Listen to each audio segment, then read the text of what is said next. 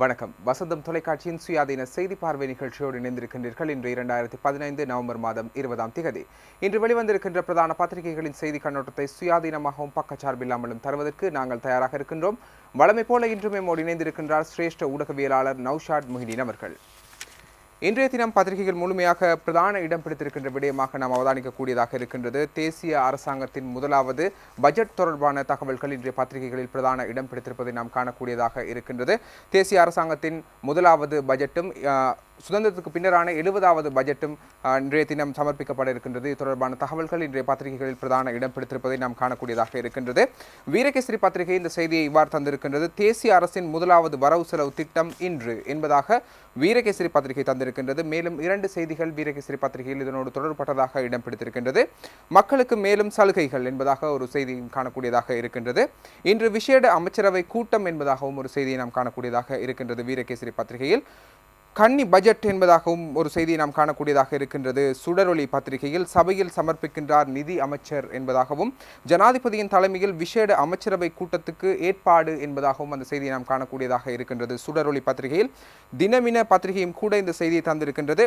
சமுத்திவாதி ரஜே மங்கள அயவய அத என்பதாக தினமின பத்திரிகை தந்திருக்கின்றது. Government's first full budget today என்பதாக ஐலண்ட் பத்திரிகையும் கூட இந்த செய்தியை தந்திருப்பதை நாம் அவதானிக்கக்கூடியதாக இருக்கின்றது. டெய்லி மிரர் பத்திரிகை இவ்வாறு தந்திருக்கிற இந்த செய்தியை cabinet to be brief on budget 2016 என்பதாக டெய்லி மிரர் பத்திரிகை இந்த செய்தியை தந்திருப்பதை நாம் காணக்கூடியதாக இருக்கின்றது. டெய்லி நியூஸ் பத்திரிகையும் கூட இந்த செய்தியை தந்திருக்கின்றது. First ever budget under the unity government என்பதாக டெய்லி நியூஸ் பத்திரிகை இந்த செய்தியை தந்திருக்கின்றது. திவைன பத்திரிகையும் கூட பட்ஜெட் தொடர்பான செய்தியை தந்திருக்கின்றது. ஆண்டுவே மங்கள அயவய அத என்பதாக திவைன பத்திரிகை தந்திருக்கின்றது. தினக்குரல் பத்திரிகை தொடர்பான பல செய்திகளை முற்பக்கத்தில் தந்திருப்பதை நாம் அவதானிக்கக்கூடியதாக இருக்கின்றது. இன்று பட்ஜெட் காலையில் விசேட அமைச்சரவை கூட்டம் என்பதாக தினக்குரல் பத்திரிகை ஒரு செய்தியை தந்திருக்கின்றது. ஜனாதிபதி பிரதமர் நிதியமைச்சருடன் ஆராய்வு என்பதாகவும் ஒரு செய்தியை தந்திருக்கின்றது தினக்குரல் பத்திரிகை. வாழ்க்கை செலவை குறைக்கவும் வரவு செலவு திட்டமே இது என்பதாகவும் ஒரு செய்தி தந்திருக்கின்றது தினக்குரல் பத்திரிகை. இன்னும் 2 செய்திகள் இதனோடு தொடர்பட்ட செய்திகளையும் கூட தினக்குரல் பத்திரிகை முற்பக்கத்தில் தந்திருக்கின்றது. தொலைபேசி இன்டர்நெட் கட்டணம் உயரலாம் என்பதாகவும் ஒரு செய்தியும் தந்திருக்கின்றது. மகப்பொல கொடுப்பனவு 1500 ரூபாவால் அதிகரிப்பு என்பதாகவும் ஒரு செய்தி தந்திருக்கின்றது தினக்குரல் பத்திரிகை. வரவு செலவு திட்டம் இன்று பாராளுமன்றத்தில் சமர்ப்பிக்கப்படவிருக்கின்றது. ஜனாதிபதி மைத்திரிபால சிறிசேன பதவியேற்ற பின்னர் ஸ்தாபித்த அந்த 100 நாள் ஆட்சியின் கீழ் ஒரு இடைக்கால நிதி யோசனைகள் முன்வைக்கப்பட்டன. அந்த இடைக்கால நிதி யோசனைகளின்படி தான் தற்போது நாட்டின் நிதி நிலைமைகள் முன்னெடுத்து வரப்படுகின்றன. இந்த அரசாங்கம் பதவியேற்ற பின்பு ஜனாதிபதி மைத்திரிபால சிறிசேன பதவியேற்று ரணில் விக்ரமசிங்க தலைமையில் புதிய ஆட்சி ஒன்று அமைக்கப்பட்ட பின்னர் கடந்த பொது தேர்தலில் அரசாங்கம் வெற்றி பெற்று அரசாங்கமும் தேசிய அரசாங்கம் என்ற பெயரில் ஐக்கிய தேசிய கட்சியும் ஸ்ரீலங்கா சுதந்திர கட்சியும் இணைந்து ஒரு கூட்டாட்சியை ஏற்படுத்திய பின்னர் சமர்ப்பிக்கப்படவிருக்கின்ற முதலாவது முழுமையான பட்ஜெட் இதுவாக இருக்கின்றது.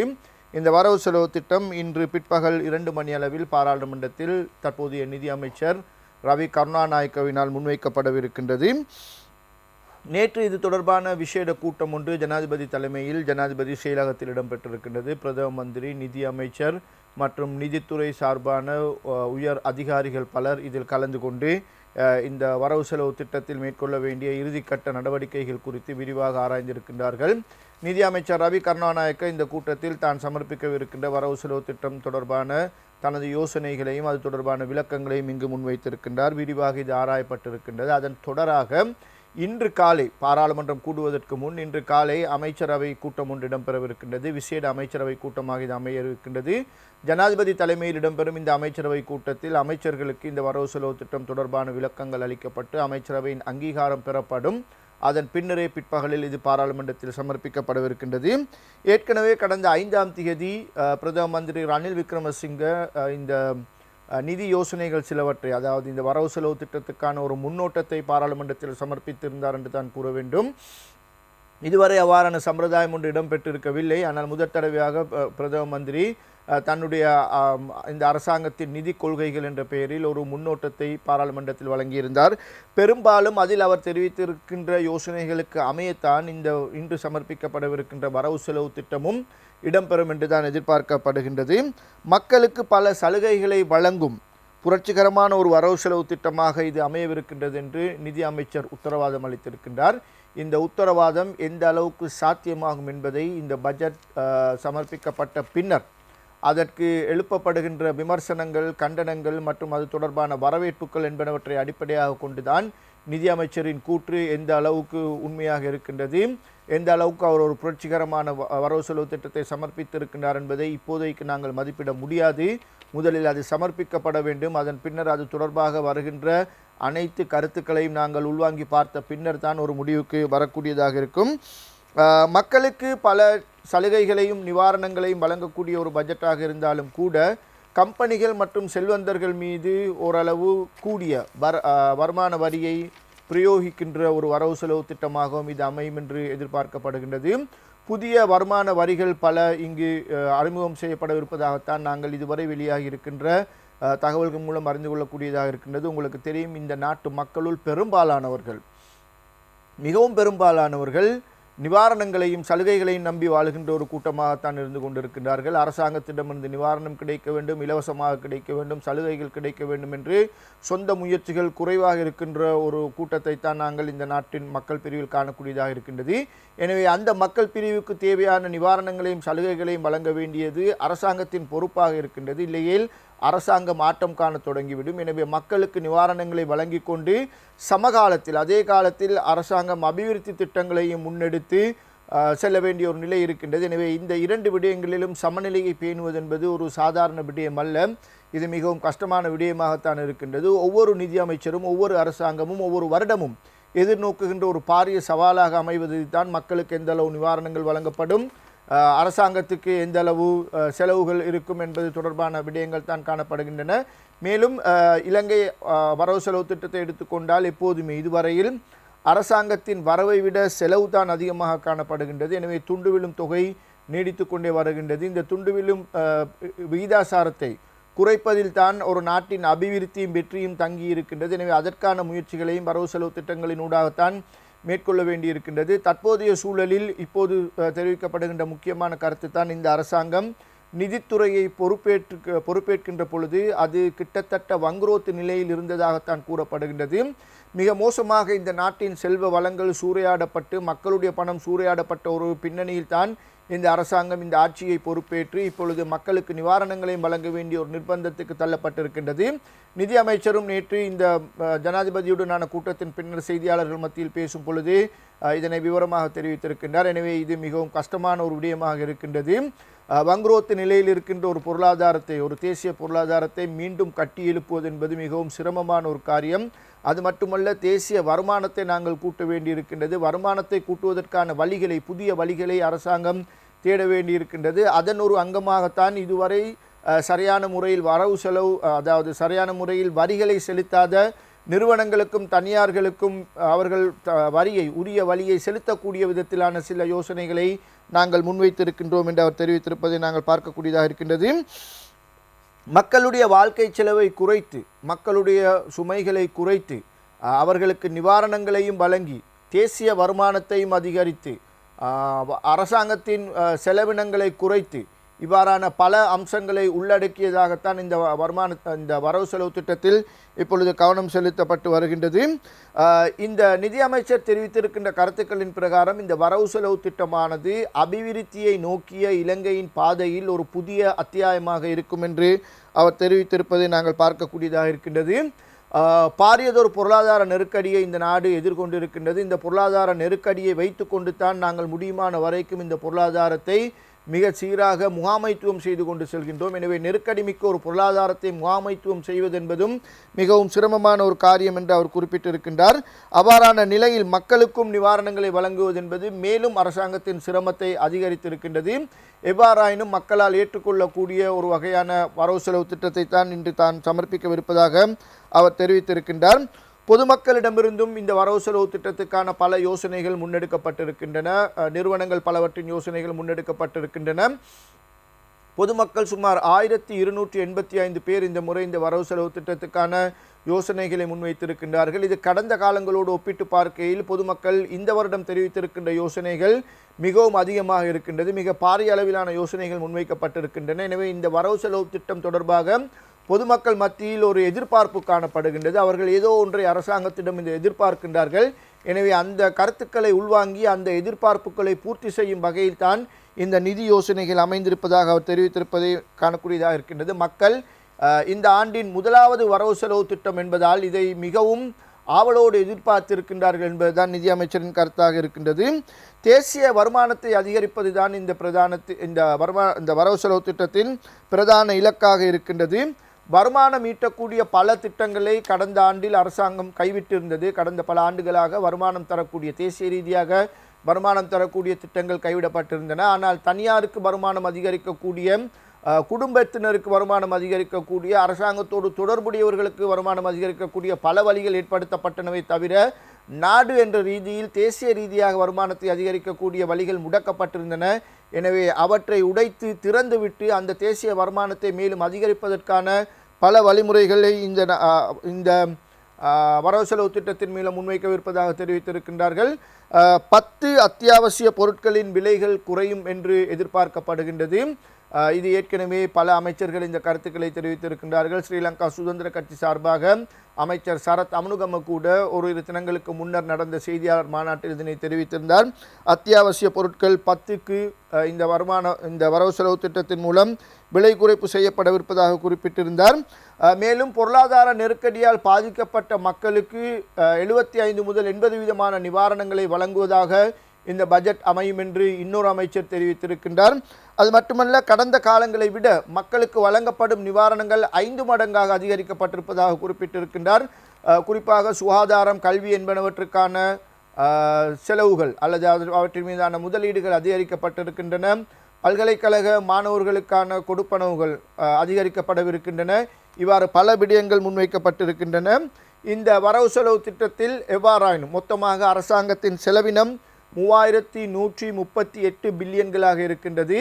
அரசாங்கத்துக்கான வருமானம் 1941 பில்லியன் ரூபாய்களாக இருக்கின்றது. எனவே இடையில் பற்றாக்குறை ஏற்படுகின்ற தொகையை, வருமான வரியை, இடையில் பற்றாக்குறை ஏற்படுகின்ற தொகையை எப்படி சமாளிக்கப் போகின்றார் நிதியமைச்சர், அதற்கான அவருடைய யோசனைகள் என்ன என்பது தான் இந்த பட்ஜெட்டில் எதிர்பார்க்கப்படுகின்ற பிரதான விடயமாக இருக்கின்றது.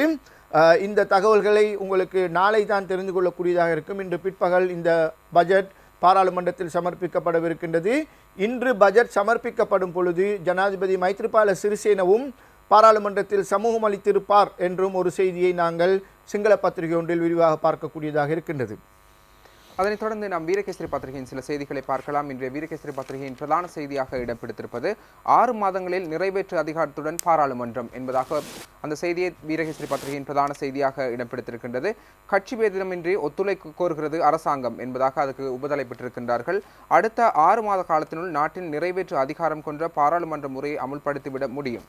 அதற்காக நிறைவேற்று அதிகாரம் கொண்ட ஜனாதிபதி முறையினை முழுமையாக நீக்குதல் மற்றும் தேர்தல் முறைமை மற்றும் ஆகியவற்றின் அரசியலமைப்பு திருத்தம் தொடர்பில் ஆராய்வதற்கான பிரதமர் ரணில் விக்ரமசிங்க தலைமையில் அமைச்சரவை உபக்குழு ஒன்று நியமிக்கப்பட்டுள்ளது என்று அரசாங்கம் அறிவித்துள்ளது என்பதாக அந்த செய்தி நாம் காணக்கூடியதாக இருக்கின்றது. புதிய ஆட்சி மாற்றத்தின் பின்னர் இனவாத செயற்பாடுகளுக்கு எதிராக பல குரல்கள் எழுப்பப்பட்டன. ஆனாலும் இனவாத செயற்பாடுகள் மீண்டும் ஆரம்பித்திருக்கின்றன என்பதை காட்டும் முகமாக 2 செய்திகள் இடம் பிடித்திருக்கின்றன. தமிழ் அரசியல் கைதிகளின் விடுதலையை எதிர்த்து ராவணபலை அமைப்பில் கொழும்பில் போராட்டம் நடத்திய போது எடுக்கப்பட்ட புகைப்படம் இன்றைய வீரகேசரி பத்திரிகையின் முற்பக்கத்தில் இடம் பிடித்திருப்பதை நாம் காணக்கூடியதாக இருக்கின்றது. அனைத்து தமிழ் கிராமங்களின் பெயர்களையும் அகற்றுவோம் என்பதாக ராவணபலையை தெரிவித்திருக்கின்ற கருத்தும் கூட இன்றைய வீரகேசரி பத்திரிகையில் முற்பக்கத்தில் இடம் பிடித்திருப்பதை நாம் காணக்கூடியதாக இருக்கின்றது. யாழ்ப்பாணத்தில் உள்ள நாகதீப என்ற பெயர் நைனாதீவு என்ற பெயர் மாற்றம் செய்யப்படும் பட்சத்தில் இலங்கையில் உள்ள அனைத்து தமிழ் கிராமங்களின் பெயர்களையும் நாம் அகற்றுவோம் என ராவணபலைய அமைப்பு தெரிவித்துள்ளது. அரசியல் கைதிகள் விடுதலை செய்யப்படுவதற்கு எதிராக ஆர்ப்பாட்டம் நடத்திய ராவணபலைய அமைப்பு ஜனாதிபதியை சந்திக்கும் வகையில் ஜனாதிபதி செயலகத்துக்கு சென்றிருந்தது. எனினும் ஜனாதிபதி நேற்று சந்திக்க மறுப்பு தெரிவித்த நிலையில் எதிர்வரும் 27ஆம் தேதி பிற்பகல் 2:30க்கு ஜனாதிபதியை சந்திப்பதற்கான சந்தர்ப்பம் வழங்கப்பட்டுள்ளது என்பதாக அந்த செய்தியை நாம் காணக்கூடியதாக இருக்கின்ற முல்லை பிரதேசத்தில் இடம்பெற்ற ஒரு விபத்து சம்பவம் ஒன்று தொடர்பான செய்திகளும் இன்றைய பத்திரிகைகளில் நாம் காணக்கூடியதாக இருக்கின்றது. இந்த செய்தி தினகரன் மற்றும் டெய்லி நியூஸ் பத்திரிகைகளில் பிரதான இடம் பிடித்திருப்பதை நாம் காணக்கூடியதாக இருக்கின்றது. மீத்துட்ட முல்லையில் 6 வீடுகள் இருந்து நாசம் என்பதாக தினகரன் பத்திரிகை இந்த செய்திக்கு தலைப்பெற்றிருப்பதை நாம் காணக்கூடியதாக இருக்கின்றது. மீத்தொட்டமுள்ள பனஸ்துங்கினி வத்த 53வது தோட்டம் என்ற பிரதேசத்திலே இந்த தீ விபத்து ஏற்பட்டிருப்பதாக போலீசார் தெரிவிக்கின்றனர். இதன் போது 6 வீடுகள் எரிந்து நாசமாக இருக்கின்றன. 3 வீடுகள் முழுமையாக முற்றுமுழுதாக தீக்கிரையாக இருப்பதாக அந்த செய்திகளில் நாம் காணக்கூடியதாக இருக்கின்றது. நேற்று காலை 9 மணி அளவில் ஏற்பட்ட தீயின் காரணத்தினாலே இந்த பாரிய தீ விபத்து ஏற்பட்டுள்ளதாக போலீசார் தெரிவிக்கின்றனர். இந்த பகுதியில் நிலத்துக்கு அடியில் எரிபொருள் குழாயில் கசிவு ஏற்பட்டிருப்பதாகவும் இது தொடர்ந்தும் இடம்பெற்று வருவதாகவும் அந்த பிரதேசவாசிகள் தெரிவிக்கின்றனர். இது குறித்த அதிகாரிகள் எந்த கவனமும் செலுத்தவில்லை என்பதாகவும் அப்பிரதேசவாசிகள் தெரிவித்திருக்கின்ற கருத்துக்களும் கூட இன்றைய பத்திரிகைகளில் பிரதான இடம் பிடித்திருப்பதை நாம் காணக்கூடியதாக இருக்கின்றது. அடுத்த பிரதான செய்தியின் பக்கம் நாம் அவதானத்தை செலுத்துவோமாக இருந்தால் வீரகேசரி பத்திரிகை ஒரு செய்தி தந்திருக்கின்றது. இரகசிய முகாம் குறித்து எமக்கு யாரும் சாட்சியம் அளிக்கவில்லை, ஜனாதிபதி கூறினால் கோப்புகளை வழங்க தயார் என்கின்றார் பரணகம என்பதாக ஒரு செய்தியை நாம் காணக்கூடியதாக இருக்கின்றது. திருகோணமலையில் இரகசிய தடுப்பு முகாம்கள் இருப்பதாக எமக்கு ஆணைக்குழுவுக்கு சாட்சியம் அளித்த எவரும் கூறவில்லை. அவ்வாறு எமக்கு யாராவது சாட்சியம் அளித்திருந்தால் நாங்கள் திருமலையில் உள்ளதாக கூறப்படும் இரகசிய முகாமுக்கு சென்று பார்த்திருப்போம் என்று காணாமல் போனோர் குறித்து விசாரணை நடத்தும் ஜனாதிபதி ஆணைக்குழுவின் தலைவர் மேக்ஸ்வெல் பரணகம தெரிவித்திருக்கின்ற கருத்து இன்றைய வீரகேசரி பத்திரிகையில் முற்பக்கத்தில் இடம் பிடித்திருக்கின்றது. டெய்லி மிரர் பத்திரிகையும் கூட இது தொடர்பான ஒரு பிரதான செய்தியை தந்திருப்பதை நாம் காணக்கூடியதாக இருக்கின்றது. இது ஐக்கிய நாடுகள் சபையின் ஒரு முக்கிய குழு, அதாவது காணாமல் போனோர் பற்றி ஆராய்கின்ற நிறைவேற்று குழு அண்மையில் இலங்கைக்கு விஜயம் செய்திருந்தது. 10 நாட்கள் அவர்கள் இலங்கையில் விஜயம் மேற்கொண்டு பல இடங்களுக்கும் சென்று நிலைமைகளை பார்வையிட்ட பின்னர் நேற்று முன்தினம் செய்தியாளர் மாநாடு ஒன்றை நடத்தியிருந்தார்கள். அதில் கூறப்பட்ட விடயங்களை நேற்று நாங்கள் உங்களுக்கு விரிவாக தந்திருந்தோம். திருகோணமலை கடற்படை முகாம் வலவுக்குள் ஒரு இரகசிய தடுப்பு முகாம் இருந்திருக்கின்றது என்பதுதான் அவர்களுடைய பிரதான குற்றச்சாட்டாக இருக்கின்றது. இந்த இரகசிய தடுப்பு முகாமில் பலர் தடுத்து வைக்கப்பட்டிருக்கின்றார்கள். அவர்களுக்கு என்ன நடந்தது என்பது தெரியவில்லை. எனவே பலர் இங்கு கொல்லப்பட்டிருப்பதற்கான வாய்ப்புகள் கூட இருப்பதாக அவர்கள் தெரிவித்திருக்கின்றார்கள். இவ்வாறு விரிவான ஒரு குற்றச்சாட்டை அவர்கள் முன்வைத்திருக்கின்றார்கள். அரசாங்கம் மேற்கொள்ள வேண்டிய நடவடிக்கைகள் தொடர்பாகவும் அவர்கள் தெரிவித்திருக்கின்றார்கள். இது சம்பந்தமாக நேற்று வெளிவிவகார அமைச்சின் செய்தியாளர் மாநாடு இடம்பெற்ற பொழுது கேள்விகள் எழுப்பப்பட்டிருக்கின்றன. அப்போது வெளிவிவகார அமைச்சின் பேச்சாளர் மகேஷினி கொலன் தெரிவித்திருக்கின்ற கருத்துக்கள் தான் இன்று டெய்லி மிரர் மற்றும் ஏனைய பத்திரிகையில் பிரதான இடம் பிடித்திருக்கின்றது. Government to probe UN working group claims என்று டெய்லி மிரர் பத்திரிகை அதற்கு தலைப்பு தந்திருக்கின்றது. இந்த ஐக்கிய நாடுகள் செயற்குழு தெரிவித்திருக்கின்ற காணாமல் போனோர் பற்றி ஆராய்கின்ற ஐக்கிய நாடுகள் செயற்குழு உறுப்பினர்கள் தெரிவித்திருக்கின்ற இந்த குற்றச்சாட்டுக்கள் தொடர்பாக விரிவான விசாரணைகளை நடத்துவதற்கு அரசாங்கம் தயாராக இருக்கின்றது என்று வெளிவிவகார அமைச்சின் செயலாளர் குறிப்பிட்டிருக்கின்றார். இரகசிய முகாம்கள் இருப்பதாக கூறப்படுவது இது முதல் தடவை அல்ல. இவர்கள் தெரிவிப்பதற்கு முன்பதாகவே உள்ளூரில் இது தொடர்பான பல கருத்துக்கள் முன்வைக்கப்பட்டிருந்தன. குறிப்பாக தமிழ் தேசிய கூட்டமைப்பின் பாராளுமன்ற உறுப்பினர்கள் சிலர் பாராளுமன்றத்தில் பேசுகின்ற பொழுது கூட இந்த புதிய அரசாங்கம் பதவிக்கு வந்த பின்னர் ஜனவரி 8 ஜனாதிபதி தேர்தலுக்கு பின்னர் இடம்பெற்ற பாராளுமன்ற கூட்டங்களில் அவர்கள் பேசுகின்ற பொழுது கூட பல இடங்களில் திருகோணமலை என்று அவர்கள் குறிப்பிட்டு சொன்னார்களா என்பது நினைவில் இல்லை. ஆனால் இரகசிய முகாம்கள் இருந்திருக்கின்றன. அந்த இரகசிய முகாம்களில் பல தமிழ் இளைஞர்களும் யுவதிகளும் தடுத்து வைக்கப்பட்டிருந்திருக்கின்றார்கள் என்று அவர்கள் பாராளுமன்றத்தில் பகிரங்கமாகவே தெரிவித்திருந்தார்கள். எனவே அது தொடர்பாக எப்போதுமே நாங்கள் விசாரணைக்கு தயாராகத்தான் இருக்கின்றோம் என்று வெளிவிவகார அமைச்சின் பேச்சாளர் தெரிவித்திருக்கின்றார். அப்படி எதுவுமே இல்லை என்று இந்த அரசாங்கம் மூடி மறைக்க விரும்பவில்லை. இரகசிய முகாம்கள் இருந்தமையை ஆதரிப்பதற்கும் இந்த அரசாங்கம் முனையவில்லை, அவற்றை பாதுகாப்பதற்கும் இந்த அரசாங்கம் முனையவில்லை. மாறாக உரிய தகவல்களை சரியான முறையில் வழங்கினால், ஆதாரத்தோடு வழங்கினால் அது தொடர்பாக விசாரணை நடத்த தயார் என்ற நிலைப்பாட்டில் தான் அரசாங்கம் இருந்து வந்திருக்கின்றது. தொடர்ந்தும் அந்த நிலைப்பாட்டில் தான் அரசாங்கம் இருக்கின்றது. குறிப்பாக இந்த ஐக்கிய நாடுகள் செயற்குழு உறுப்பினர்கள், இலங்கை வந்த உறுப்பினர்கள் பகிரங்கமாக செய்தியாளர் மாநாட்டில் இந்த குற்றச்சாட்டை முன்வைப்பதற்கு முன்னர் வெளிவிவகார அமைச்சின் அதிகாரிகளை சந்தித்து அவர்களிடம் இந்த கருத்தை தெரிவித்திருக்கின்றார்கள். இது தொடர்பாக நாங்கள் கவனத்துக்கு எடுத்திருக்கின்றோம். அந்த அதிகாரிகளிடம், அதாவது ஐக்கிய நாடுகள் அதிகாரிகளிடம் கூட இந்த அரசாங்கம் இது தொடர்பாக விசாரணைகளை நடத்துவதற்கு தயாராக இருக்கின்றது என்ற கருத்தை நாங்கள் வெளியிட்டிருக்கின்றோம். இது ஏற்கனவே கடந்த கால ஆட்சியில் இருந்த ஒரு பிரச்சனையை தவிர தற்போது இந்த அரசாங்கத்தின் கீழ் இவ்வாறான முகாம்கள் எதுவும் இல்லை என்று வெளிவிவகார அமைச்சின் பேச்சாளர் மறுத்திருக்கின்றார் என்பதையும் நாங்கள் பார்க்கக்கூடியதாக இருக்கின்றது. மேலும் இந்த ஐக்கிய நாடுகள் குழுவினரை இந்த பகுதிக்கு, அதாவது இவர்களை முதலில் இலங்கைக்கு வர அனுமதித்தது இந்த அரசாங்கம் தான் அவர்களுக்கான அழைப்பு விடுத்தது, அவர்கள் வருவதற்கான அனுமதி வழங்கியது. அதன் பேரில் தான் அவர்கள் வந்தார்கள். அவர்கள் நாட்டில் பரவலாக பல இடங்களுக்கு செல்வதற்கு பூரண சுதந்திரம் அளிக்கப்பட்டிருந்தது. மக்களை சுதந்திரமாக சந்தித்து பேசுவதற்கு அவர்களுக்கு எந்த விதமான இடையூறும் ஏற்படுத்தப்படவில்லை. அவர்களுக்கு தேவையான பூரண ஒத்துழைப்புகள் அனைத்தும் வழங்கப்பட்டன. அதன் பிரகாரம் தான் அவர்கள் மக்களை சந்தித்து பல்வேறு தகவல்களை திரட்டி இப்பொழுது தங்களுடைய கருத்துக்களை முன்வைத்திருக்கின்றார்கள். குறிப்பாக இந்த திருகோணமலை கடற்படை முகாமுக்கு கூட அவரை அழைத்து சென்றவர்கள் சிஐடி போலீசார் தான். சிஐடி உயர் அதிகாரி ஒருவரின் தலைமையில் தான், அவருடைய வழிகாட்டலின் பேர் தான் இவர்கள் அங்கு அழைத்து செல்லப்பட்டார்கள். அதன் பிறகுதான் அவர்கள் அந்த இடத்தை பார்வையிட்டு இருக்கின்றார்கள் என்று வெளிவிவகார அமைச்சின் செயலாளர் தெரிவித்திருக்கின்றார். எனவே அரசாங்கத்தின் நிலைப்பாடும் இது தொடர்பாக விசாரிக்கப்பட வேண்டும் என்பதை தவிர இதற்கான சரியான ஆதாரங்கள் முன்வைக்கப்படாததால் தான் அந்த விசாரணைகள் மேற்கொள்ளப்படாமல் இருந்ததை தவிர இதனை மூடி மறைக்க வேண்டும் என்ற தேவை அல்லது கண்டுகொள்ளாமல் இருக்க வேண்டும் என்ற தேவை அரசாங்கத்துக்கு கிடையாது என்பதை அவர் மீண்டும் தெளிவுபடுத்தி இருக்கின்றார் என்பதை நாங்கள் பார்க்கக்கூடியதாக இருக்கின்றது. மேலும் இந்த பயங்கரவாத தடை சட்டம் குறித்து அவர்கள் பேசியிருக்கின்றார்கள். இந்த பயங்கரவாத தடை சட்டத்தை அகற்றுவதற்காக அதற்கு பதிலாக அதற்கு ஈடான இன்னொரு சட்டத்தை கொண்டு வருவதற்கான நடவடிக்கைகள் ஏற்கனவே எடுக்கப்பட்டு வருகின்றன. குறிப்பாக வெளிவிவகார அமைச்சர் மங்கள சமரவீர இதில் கூடிய கவனம் செலுத்தி வருகின்றார். அது தொடர்பான நடவடிக்கைகள் இப்பொழுது எடுக்கப்பட்டு வருகின்றன என்றும் வெளிவிவகார அமைச்சின் பேச்சாளர் குறிப்பிட்டிருக்கின்றார். இதே நேரம் இந்த கருத்து குறித்து இப்பொழுது இலங்கையில் காணாமல் போனோர் பற்றி விசாரணைகளை நடத்திய ஜனாதிபதி ஆணைக்குழுவின் தலைவர் மேக்ஸ்வெல் பரணகம, உயர்நீதிமன்ற நீதியரசர் மேக்ஸ்வெல் பரணகம தெரிவித்திருக்கின்ற கருத்தில் தங்களிடம் சாட்சி அளித்த இவரும் தங்களுக்கு இது பற்றி இந்த முகாம் பற்றி எந்த விதமான கருத்தை முன்வைக்கவில்லை என்று தெரிவித்திருக்கின்றார்.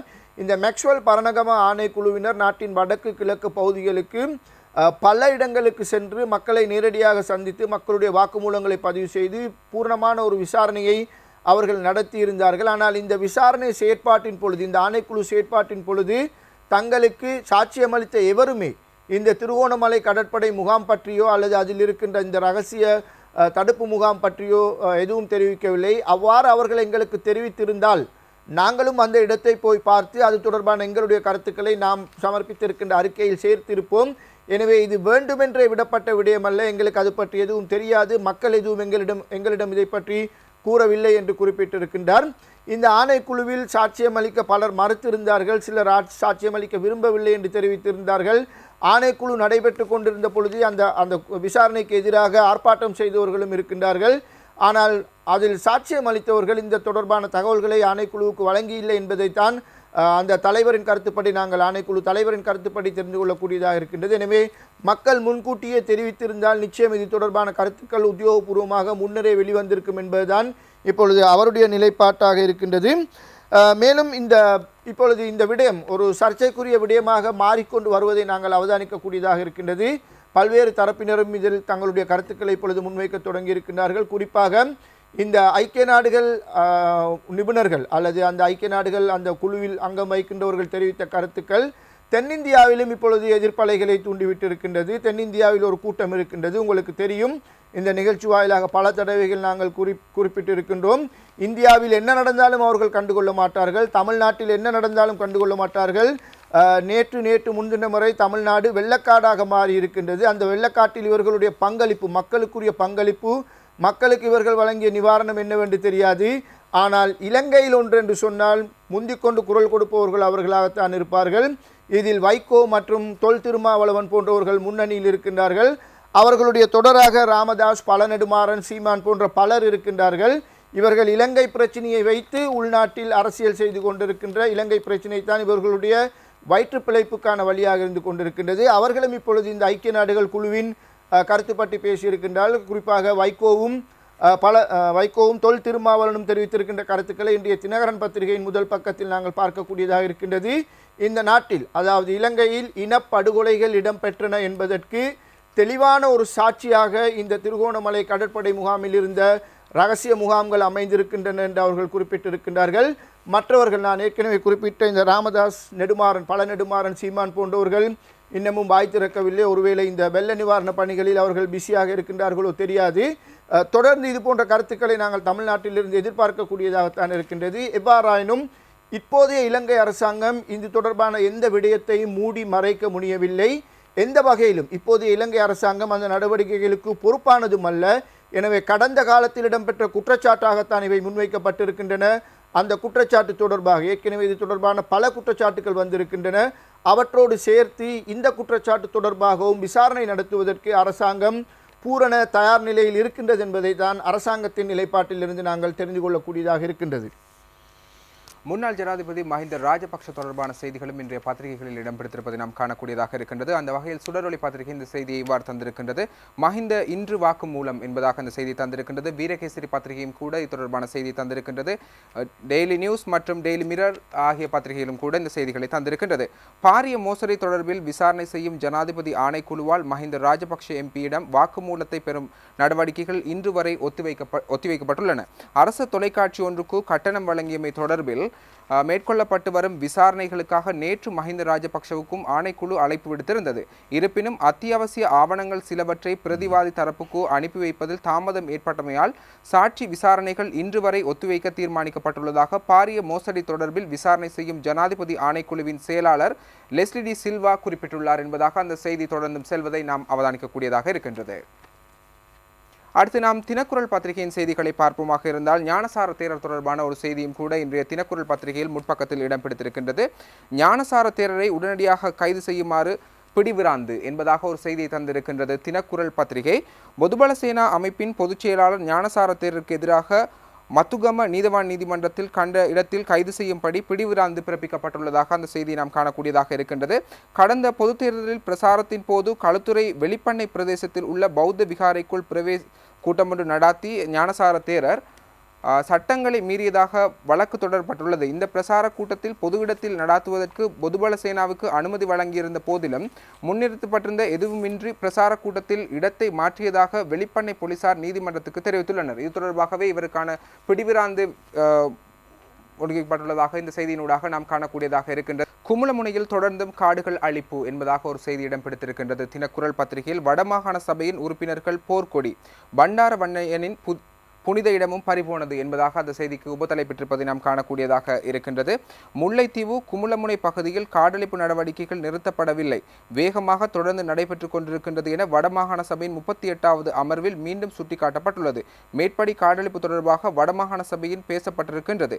மேலும் வடமாகாண முதலமைச்சர் சி வி விக்னேஸ்வரன் ஜனாதிபதிக்கு விடயத்தை தெரிவிப்படுத்தியுள்ளார் என்பதாகவும் அந்த செய்தி தொடர்ந்தும் செல்வதை நாம் காணக்கூடியதாக இருக்கின்றது. இன்னும் ஒரு செய்தியும் கூட தினக்குரல் பத்திரிகையில் இடம் பிடித்திருக்கின்றது. 5 நிபுணர்கள் அடங்கிய குழுவை நியமித்து நாடு கடத்த தமிழீழ அரசு என்பதாக ஒரு செய்தியை நாம் காணக்கூடியதாக இருக்கின்றது. இலங்கையில் இடைக்கால நிதி பொறிமுறை வடிவமைப்பு மற்றும் அமுலாக்கத்தை கண்காணிப்பதற்கு 5 சட்ட நிபுணர்கள் கொண்ட குழு ஒன்றை முன்னாள் விடுதலை புலிகள் உறுப்பினர்கள் வி ருத்ரகுமாரன் தலைமையிலான நாடு கடந்த தமிழீழ அரசு நியமிக்கின்றது என்பதாக அந்த செய்தியை நாம் காணக்கூடியதாக இருக்கின்றது. அடுத்த பிரதான செய்தியின் பக்கம் நாம் அவதானத்தை செலுத்துவோமாக இருந்தால் டெய்லி நியூஸ் பத்திரிகையின் பிரதான செய்தியை முக்கியமான ஒரு செய்தியாக இருக்கின்றது. அமைச்சரவை கூட்டத்தில் போது இடம்பெற்ற சில தகவல் தொடர்பாக அமைச்சர் ஹரின் பெர்னாண்டோ தெரிவித்திருக்கின்ற கருத்து இன்றைய டெய்லி நியூஸ் பத்திரிகையில் பிரதான செய்தியாக இடம்பெற்றிருப்பதை நாம் காணக்கூடியதாக இருக்கின்றது. Harin hits out at cabinet conspirators என்பதாக அந்த செய்திக்கு தலைப்பெற்றிருப்பதை நாம் காணக்கூடியதாக இருக்கின்றது. இது ஹரின் பெர்னாண்டோ தெரிவித்த கருத்துக்கள் எல்லாம் அமைச்சரவைக்குள் இடம்பெற்றிருக்கின்ற சில விடயங்கள் தொடர்பாக டெய்லி நியூஸ் பத்திரிகை பெற்றுக்கொண்டிருக்கின்ற சில தகவல்களை அடிப்படையாக கொண்டு இந்த செய்தி தரப்பட்டிருக்கின்றது. கடந்த புதன்கிழமை அமைச்சரவைக்குள் இடம்பெற்ற சில வாத பிரதிவாதங்கள் தொடர்பான தகவலாகத்தான் இது அமைந்திருக்கின்றது. இதில் சம்பந்தப்பட்டிருக்கும் முக்கியமான அமைச்சராக ஹரின் பெர்னாண்டோ காணப்படுகின்றார். நாங்கள் இன்று எவன்கார்ட் விடயம் பற்றி புறம்பாக பேசாவிட்டாலும் கூட இங்கும் எவன்கார்ட் தான் மையப்படுத்தப்பட்டிருக்கின்றது. எனவே தவிர்க்க முடியாமல் எவன்கார்ட் விடயத்தை இன்றும் நாங்கள் பேச வேண்டியிருக்கின்றது. ஹரின் பெர்னாண்டோ அண்மையில் உங்களுக்கு தெரியும் தனியார் தொலைக்காட்சி ஒன்றுக்கு ஒரு பேட்டி அளித்திருந்தார். அதில் அவர் எவன்கார்ட் விடயம் பற்றி அவரிடம் கேட்கப்பட்ட கேள்விகளுக்கு பதிலளிக்கின்ற பொழுது அரசாங்கம் எவன்கார்ட் விடயத்தில் எடுத்திருக்கின்ற நடவடிக்கைகள் சரியானது என்பதை வலியுறுத்தி வாதிட்டு பேசியிருந்தார். அது மட்டுமன்றி எவன்கார்ட் விடயத்தின் சட்டபூர்வமான சில பின்னணிகளையும் கூட அவர் அந்த நிகழ்ச்சியில் விளக்கியிருந்தார். இதுதான் இப்பொழுது அவரையும் சர்ச்சைக்குள்ளாக்கி இப்பொழுது அமைச்சர்களுக்குள்ளேயே பாரிய கருத்து வேறுபாடுகள் தோன்றியிருப்பதை நாங்கள் பார்க்கக்கூடியதாக இருக்கின்றது. இந்த அமைச்சரவை கூட்டம் என்பது கிட்டத்தட்ட இப்பொழுது நாங்கள் பார்க்கின்ற பொழுது சிறு பிள்ளைகள் ஒருவருக்கொருவர் குறை கூறிக்கொண்டு ஒருவருக்கொருவர் அடித்துக்கொண்டு அந்த சிறு பிள்ளைகளை ஜனாதிபதியும் ஒரு ஹெட்மாஸ்டரும் ஒரு கிளாஸ் டீச்சரும் பிரைம் மினிஸ்டரும் ஜனாதிபதியும் பிரதமரும் சமாளிப்பது போன்ற ஒரு மோசமான நிலையில் சென்று கொண்டிருப்பதை தான் பார்க்கக்கூடியது இருக்கின்றது. அவ்வாறான ஒரு கூட்டம் தான் கடந்த புதன்கிழமையும் இடம்பெற்றிருக்கின்றது என்பதை தான் இந்த தகவல்களை நாங்கள் தொகுத்து பார்க்கின்ற பொழுது அறிந்து கொள்ளக்கூடியதாக இருக்கின்றது. ஐக்கிய தேசிய கட்சிக்கும் ஸ்ரீலங்கா சுதந்திர கட்சிக்கும் இடையிலான புரிந்துணர்வையும் ஒத்துழைப்பையும் நல்லுறவையும் சீர்குலைப்பதற்கு அரசாங்கத்துக்கு உள்ளே இருந்து கொண்டே சில சக்திகள் முயற்சி செய்கின்றன. இவர்கள்தான் உண்மையான சதிகாரர்கள் என்று இந்த அமைச்சரவை கூட்டத்தில் ஹரின் பெர்னாண்டோ தெரிவித்திருக்கின்றார். இந்த விவாதத்தின் போது அமைச்சர்கள் ராஜித சேனாரத்ன, நிமல் சிறிபால டி சில்வா மற்றும் ராஜித சேனாரத்னவின் மகன் சத்துர சேனாரத்ன ஆகியோரின் பெயர்கள் வெளிப்படையாக அடிபட்டு இருக்கின்றன. ஆனால் அமைச்சர் ராஜித சேனாரத்ன அந்த அமைச்சரவை கூட்டத்தில் இருக்கவில்லை என்ற ஒரு தகவலையும் நாங்கள் அந்த செய்தியில் பார்க்கக்கூடியதாக இருக்கின்றது. ராஜித சேனாரத்னவின் மகன் கம்பஹா மாவட்டத்தின் பாராளுமன்ற உறுப்பினராக இருப்பவர் தான் சத்துர சேனாநாயக்க. எனவே இவர்கள் தொடர்பாக இவர்களை மையப்படுத்தியதாகத்தான் ஹரின் பெர்னாண்டோ மற்றும் நவீன் திசாநாயக்க ஆகியோர் கருத்துக்களை தெரிவித்திருந்ததை நாங்கள் பார்க்கக்கூடியதாக இருக்கின்றது. இந்த தனியார் தொலைக்காட்சியில் ஹரின் பெர்னாண்டோ பேட்டி அளித்த பின்னர் உடனடியாக ஊடகங்களுக்கு கருத்து வெளியிட்ட ராஜித சேனாரத்ன தன்னை மிக மோசமாக விமர்சித்திருப்பதாக ஹரின் பெர்னாண்டோ இந்த அமைச்சரவையில் மற்றவர்களின் கவனத்துக்கு கொண்டு வந்திருக்கின்றார். ஹரின் பெர்னாண்டோ இரவு விடுதிகளில் காலத்தை கழிப்பவர் என்று மோசமான விமர்சனம் ஒன்றை ராஜித சேனாரத்ன முன்வைத்திருப்பதாக அவர் அமைச்சரவையில் தெரிவித்திருக்கின்றார். நான் 2 பிள்ளைகளின் தந்தை, எனக்கு நல்லதோர் குடும்ப பின்னணியும் இருக்கின்றது. அவ்வாறான ஒரு நிலையில் என்னை இரவு விடுதி செல்வோன் என்று விமர்சிப்பது மிகவும் கவலை அளிக்கின்றது என்று ஹரின் பெர்னாண்டோ இந்த தன்னுடைய கவலையை, தன்னுடைய ஆதங்கத்தை அங்கே குறிப்பிட்டிருக்கின்றார். நான் ஒருபொழுதும் எந்த ஒரு நிறுவனத்தையும் காப்பாற்ற முயற்சிக்கவில்லை, எந்த ஒரு நிறுவனத்துக்காகவும் வக்காலத்து வாங்கவில்லை. ஆனால் எப்பொழுதுமே நான் ஐக்கிய தேசிய கட்சிக்கு ஆதரவானவன். ஐக்கிய தேசிய கட்சி எடுக்கின்ற நிலைப்பாடுகளையும் இந்த அரசாங்கம் எடுக்கின்ற நிலைப்பாடுகளையும் நியாயப்படுத்தித்தான் நான் கருத்துக்களை முன்வைத்து வருகின்றேன். அதே போல்தான் இந்த எவன்கார்டு விடயத்திலும் நான் நடந்து கொண்டேன். எவன்கார்டு விடயத்தில் அரசாங்கம் எடுத்திருக்கின்ற நிலைப்பாடு சரியானது என்பதுதான் என்னுடைய கருத்தாக இருந்தது. மேலும் இந்த எவன்கார்டு விடயத்தில் முடிவு செய்ய வேண்டியது ஜனாதிபதியும் பிரதமருமே தவிர மற்றவர்கள் இதில் தலையிட முடியாது. ஜனாதிபதியும் பிரதமரும் தான் இது தொடர்பான நடவடிக்கைகளில் ஒரு இறுதி முடிவுக்கு வர தகுதியானவர்கள் என்ற கருத்தை தான் நான் அந்த தொலைக்காட்சி பேட்டியில் தெரிவித்திருந்தேனே தவிர எந்த ஒரு நிறுவனத்துக்கும் தனிப்பட்ட முறையில் வக்காலத்து வாங்க வேண்டும் என்ற தேவை எனக்கில்லை. ஆனால் அதற்காக என்னை இப்படி மோசமாக ராஜித சேனாரத்ன விமர்சித்திருக்கின்றார் என்று அவர் குறிப்பிட்டிருப்பதை நாங்கள் அவதானிக்கக்கூடியதாக இருக்கின்றது. திலக் மாரப்பன முன்னாள் சட்ட ஒழுங்கு மற்றும் சிறைச்சாலைகள் மறுசீரமைப்பு அமைச்சர் ராஜினாமா செய்திருந்ததையும் தான் இந்த நிகழ்ச்சியில் வரவேற்றிருந்ததாக அவர் குறிப்பிட்டிருக்கின்றார். நல்லாட்சிக்கான மிக தெளிவான எடுத்துக்காட்டாக இந்த ராஜினாமா அமைந்திருக்கின்றது. நல்லாட்சியில் இதைத்தான் மக்கள் எதிர்பார்க்கின்றார்கள். அமைச்சர்கள் மீது குற்றச்சாட்டுகள் முன்வைக்கப்படும் பொழுது அவர்கள் பதவியிலிருந்து விலகி அதற்கான விசாரணைகளுக்கு வழிவிட வேண்டும் என்பதுதான் மக்களுடைய எதிர்பார்ப்பாக இருக்கின்றது. அந்த வகையில் அவருடைய ராஜினாமாவையும் நான் பாராட்டியிருந்தேன் என்றுதான் ஹரின் பெர்னாண்டோ தன்னுடைய கருத்துக்களை தெரிவித்திருக்கின்றார். ஆனால் அதன் தொடராக அமைச்சர் ராஜித சேனாரத்னவின் மகன் சத்துர சேனாரத்ன கம்பா மாவட்ட பாராளுமன்ற உறுப்பினர் ஹரின் பெர்னாண்டோவின் அந்த தொலைத்தொடர்பு அமைச்சுக்குள் பிரவேசித்து, டிஜிட்டல் தொழில்நுட்பம் மற்றும் தொலைத்தொடர்பு அமைச்சுக்குள் பிரவேசித்து ஹரின் பெர்னாண்டோ ஏதாவது மோசடிகளில் ஈடுபட்டிருக்கின்றாரா, அவருடைய கொடுக்கல் வாங்கல்கள் என்ன, அவர் சம்பந்தப்பட்ட நடவடிக்கைகள் என்ன என்பது தொடர்பாக சில கோவைகளை தேடி இருக்கின்றார். இது முற்றிலும் ஏற்றுக்கொள்ள முடியாத ஒரு விடயம். எந்த ஒரு பாராளுமன்ற உறுப்பினருக்கும் அந்த அதிகாரம் கிடையாது.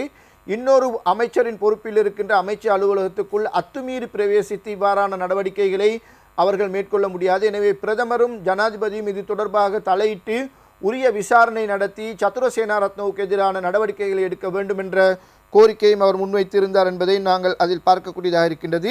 இந்த சந்தர்ப்பத்தில் குறுக்கிட்ட நவீன் திசாநாயக்க, மற்றொரு அமைச்சர் நவீன் திசாநாயக்க, அமைச்சர் நிமல் சிறிபால டி சில்வா மீது சில குற்றச்சாட்டுக்களை முன்வைத்திருந்தார்.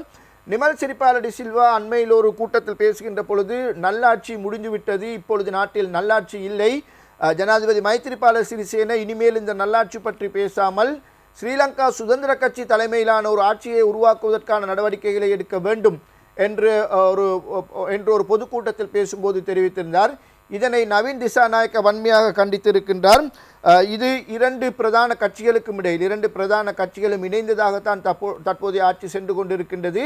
எனவே இந்த 2 பிரதான கட்சிகளுக்கும் இடையிலான பரஸ்பர புரிந்துணர்வு, ஒத்துழைப்பு மற்றும் நள்ளிரவு என்பனவற்றை இவ்வாறான கூற்றுகள் வன்மையாக பாதிக்கும்.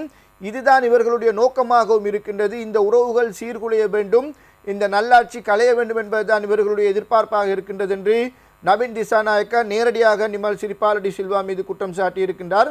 அப்பொழுது குறுக்கிட்ட நிமல் சிறிபால டி சில்வா தான் அப்படி பேசவில்லை என்று மறுத்திருக்கின்றார். ஆனால் நீங்கள் எப்படி மறுப்பது, எங்களிடம் அதற்கான ஒளிப்பதிவு வீடியோ காட்சிகள் இருக்கின்றன, வேண்டுமானால் போட்டு காட்டுகின்றோம் என்று ஹரின் பெர்னாண்டோ மீண்டும் தலையிட்டு அதனை குறிப்பிட்டிருக்கின்றார்.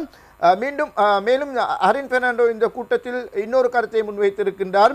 அரசியல் விளையாட்டு விளையாட நினைக்க வேண்டாம். அரசியல் விளையாட்டு விளையாட நினைத்தால் இதைவிட பெரிய விளையாட்டை எங்களால் விளையாடி காட்ட முடியும். ஆனால் நாங்கள் அவ்வாறு செய்ய விரும்பவில்லை. 2 பிரதான கட்சிகளுக்கும் இடையில் ஒரு புரிந்துணர்வு உடன்படிக்கை இருக்கின்றது. அந்த உடன்படிக்கையின் பிரகாரம் தான் தற்போதைய ஆட்சி சென்று கொண்டிருக்கின்றது. அதை நாங்கள் மதிக்கின்றோம். எனவே மற்றவர்களும் அதை மதிக்க பழகிக்கொள்ள வேண்டும் என்று கூறியிருக்கின்றார். இந்த சந்தர்ப்பத்தில் பிரதம மந்திரி தலையிட்டு ஒவ்வொரு அமைச்சர்களுக்கும் அவரவருக்கான பொறுப்புகள் இருக்கின்றன. அந்த பொறுப்புகளை உணர்ந்து அவர்கள் நடந்து கொள்ள வேண்டும். விரிவான அரசியல் மாற்ற பயணம் ஒன்றை நாங்கள் இப்பொழுது தொடங்கி இருக்கின்றோம். இந்த அரசியல் மாற்று பயணத்தில் சகல அமைச்சர்களுக்கும் பொறுப்புகள் இருக்கின்றன. சகல அமைச்சர்களும் தங்களுடைய பொறுப்புகளை உணர்ந்து அதனை செவ்வன நிறைவேற்ற வேண்டுமெனே தவிர ஒருவரை ஒருவர் குறை கூறி கொண்டிருப்பதில் எந்த விதமான பிரயோசனமும் இல்லை என்று தெரிவித்திருக்கின்றார். அப்பொழுது அந்த அமைச்சரவை கூட்டத்தில் இருந்த அமைச்சர் தலஜா துக்கோரல ஒரு கருத்தை தெரிவித்திருக்கின்றார். அமைச்சரவையில் பேசப்படுகின்ற பல விடயங்கள் வெளியே கசிகின்றன. இப்பொழுது நாங்கள் உங்களுக்கு கூறிக்கொண்டிருக்கின்ற தகவல் கூட அமைச்சரவையில் இருந்து கசிந்து டெய்லி நியூஸ் பத்திரிகை வழியாக வெளிவந்திருக்கின்ற தகவலை தான் குறிப்பிடுகின்றோம். எனவே இவ்வாறு பல விடயங்கள் கசிந்து கொண்டிருக்கின்றன. ஊடகங்களுக்கு இது மிகவும் கவலை அளிக்கக்கூடிய விடயமாக இருக்கின்றது. இதற்கு ஒரே வழி, அமைச்சர்கள் அமைச்சரவை கூட்டத்துக்கு வரும் பொழுது கையடக்க தொலைபேசிகளை கொண்டு வராமல் தடை செய்ய வேண்டும். அப்பொழுதுதான் இதை ஓரளவு கட்டுப்படுத்த முடியும் என்று குறிப்பிட்டிருக்கின்றார். ஆனால் ஜனாதிபதி அதனை ஏற்க மறுத்திருக்கின்றார். அவ்வாறு அமைச்சர்களுக்கு கட்டுப்பாடு விதிக்கத்தான் விரும்பவில்லை என்றும் ஒரு சுய ஒழுங்கமைப்பு, அவர்கள் மத்தியில் ஒரு சுயமான ஒரு ஒழுங்கமைப்பு இருக்க வேண்டும். அதுதான் இந்த பிரச்சனைக்கு தீர்வாக அமையும். தங்களுடைய பொறுப்பு என்ன என்பதை உணர்ந்து மன்னிக்கும் அந்த சுய ஒழுங்கமைப்பின் கீழ் அவர்கள் தங்களுடைய கருத்துக்களை முன்வைக்க வேண்டும். தங்களுடைய ரகசியங்களை பாதுகாக்க வேண்டும். அமைச்சரவையில் பேசப்படுகின்ற ரகசியமான விடயங்கள் இருக்கின்றன. அவற்றை பாதுகாக்க வேண்டிய பொறுப்பு சகல அமைச்சர்களுக்கும் இருக்கின்றது. அந்த பொறுப்புகளை அவர்கள் மீறினால் அமைச்சரவை கூட்டங்களை நடத்துவதை அர்த்தமில்லாமல் போய்விடும் என்று ஜனாதிபதி தன் பங்குக்கு தன்னுடைய கருத்தையும் தெரிவித்திருக்கின்றார் என்பதை தான் அந்த செய்தியில் நாம் பிரிவாக பார்க்கக்கூடியதாக இருக்கின்றது. அதனைத் தொடர்ந்து நாம் சுடரொளி பத்திரிகையின் ஒரு செய்தியை பார்க்கலாம். 5ஆம் திகதிக்குள் மாணவர்களுக்கு பண வவுச்சர்கள் வழங்க ஏற்பாடு என்பதாக ஒரு செய்தி தந்திருக்கின்றது. சீருடையை தவிர வேறு எதையும் வாங்க முடியாது. பாடசாலை நேரத்தில் கையடக்க தொலைபேசி பாவனை வேண்டாம். ஆசிரியர்கள் கலாசாரம் பாரம்பரியத்துக்கு அமைய ஆடை அணிவது சிறந்தது. புலமை பரிசில் பரீட்சை அவசியமா என்று ஆராய்வு என்று உபத்தலைப்பட்டிருக்கின்றன. ஏனைய பத்திரிகைகளும் கூட இது தொடர்பான செய்திகளை நாம் காணக்கூடியதாக இருக்கின்றது. இனி நாம் இன்றைய பத்திரிகைகளில் வெளிவந்திருக்கின்ற கேலி சித்திரங்களை பார்க்கலாம். முதலில் சிலோன் டுடே பத்திரிகையின் கேலி சித்திரம். சிலோன் டுடே பத்திரிகையின் கேலி சித்திரம் உட்பட இன்று அநேகமான கேலி சித்திரங்கள் இன்று சமர்ப்பிக்கப்படவிருக்கின்ற வரவு செலவு திட்டத்தை அடிப்படையாக கொண்டு தான் தரப்பட்டிருப்பதை நாங்கள் பார்க்கக்கூடியதாக இருக்கின்றது.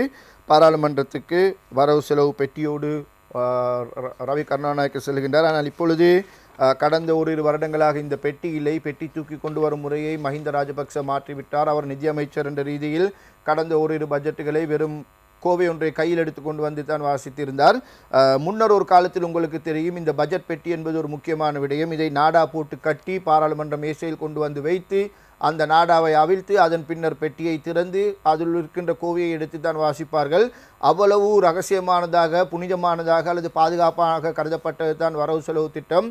ஆனால் இப்பொழுது அந்த காலம் மலையேறிவிட்டது. ஆனால் இது பழைய நினைவில் ரவி கருணாநாயக்க அந்த பெட்டியோடு செல்வது போல் இந்த கார்ட்டூன் வரையப்பட்டிருக்கின்றது. டெய்லி மிரர் பத்திரிகையும் கூட பட்ஜெட் தொடர்பான கேலி சித்திரத்தை டெய்லி மிரர் பத்திரிகையும் ரவி கருணாநாயக்க கிட்டத்தட்ட ஒரு மெஜிக் காட்டுபோர் போர் அவருடைய தொப்பிக்குள் அந்த வரவு செலவு திட்டம் 2016 என்ற தொப்பிக்குள் என்ன இருக்கின்றதோ தெரியாது, அதை வெளியே எடுத்து கொண்டிருக்கின்றார். ஆனால் மக்கள் ஒரு பெரிய கனவோடு இதை எதிர்பார்த்து கொண்டிருப்பதை தான் இந்த கார்ட்டூன் சித்தரிக்கின்றது. அடுத்து லக்வியம் பத்திரிகையின் கேலி சித்திரம் அயவேட்ட சியலும் சூதானம் அபித் சூதானம் என்பதாக அமைந்திருக்கின்றது. வரவு செலவு திட்டத்துக்கு எல்லாமே தயாராக இருக்கின்றது. மக்களும் சுமைகளை சுமக்க தயாராக இருக்கின்றார்கள். நாங்களும் தயார் என்று மக்களும் வீராப்பு பேசுவது போல் தான் இந்த காட்சி வரையப்பட்டிருக்கு. அடுத்து தினமின பத்திரிகையின் கேலி சித்திரம் யகபாலன அயவய என்பதாக அமைந்திருக்கின்றது. இது மக்கள் அந்த சுமையை தூக்கி இருந்தாலும் கூட இந்த நல்லாட்சி என்பது மக்களுக்கு கரம் கொடுத்து மக்களுடைய பெரும் பகுதியை நல்லாட்சி சுமந்து கொண்டிருப்பது போலும் இந்த காட்சி தரப்பட்டிருக்கின்றது. திவேன பத்திரிகையின் கேலி சித்திரம் மத்ரவ்ய தொடர்பான ஒரு கேலி சித்திரம் அமைந்திருக்கு. இது போதைப் பொருள் தொடர்பான நடவடிக்கைகளை மேற்கொள்வதில் உங்களுக்கு தெரியும், ஜனாதிபதி அண்மையில் பேசுகின்ற பொழுது அதற்கு எதிரான தீவிர நடவடிக்கைகள் எடுக்கப்பட்டால் ஆட்சி மாறும் ஆபத்து கூட ஏற்படலாம் என்ற ஒரு கருத்தை முன்வைத்திருந்தார். எனவே அவருடைய காலுக்கு போடப்பட்டிருக்கின்ற ஒரு பாரிய பாரமிக்க ஒரு விலங்காகத்தான் இந்த போதைப் பொருள் எதிர்ப்பு நடவடிக்கைகள் அமைந்திருப்பதை இந்த கார்ட்டூன் சித்தரிக்கின்றது. இத்துடன் சுயாதீன செய்தி பார்வை நிறைவு கோருகின்றது. மீண்டும் நாளை காலை பத்திரிகைகளோடு உங்களை சந்திக்கும் வரை உங்களிடமிருந்து விடைபெறுகின்றோம். நன்றி, வணக்கம்.